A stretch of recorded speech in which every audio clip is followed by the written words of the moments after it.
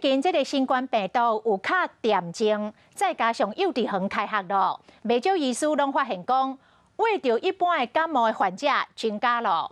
医师讲，这款的状况叫做免疫症，因为前2年疫情来作乱，大家拢咧防新冠病毒，颠倒对流行感冒或者是一般的病毒拢无免疫力。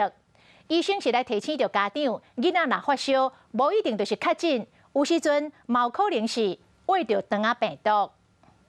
民众挂号等去医生看，最近这个情形哪来哪就看，去医师工作是免疫症。感冒而言呢，今年的暑假确实比去年的暑假呢稍微多了1-2成，一个所谓的免疫债的观念。疫情慢慢变好，感冒的人变多，主要就是因为前2年大家拢伫咧防疫情，咱人对一般感冒、肠仔毒较无免疫力，所以嘛较会感染。潜入比较少，接触到这些病原体的话，那身体接触到这些病原体，就会重新的需要建立一些免疫机制。你有些疾病你没有感染过，你就不会产生免疫力。说肠病毒呢，或者是流感病毒呢，1-2年没有流行，过几年呢就会有大流行。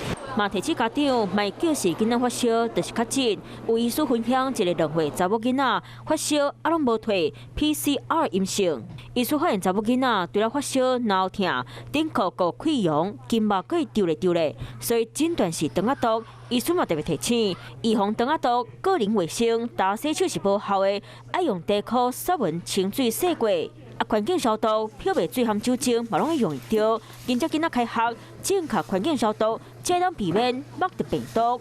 有事没事赶紧转开华视，还没有订阅华视的 YouTube 频道吗？赶紧按赞、订阅、开启小铃铛，我们华视 YouTube 见。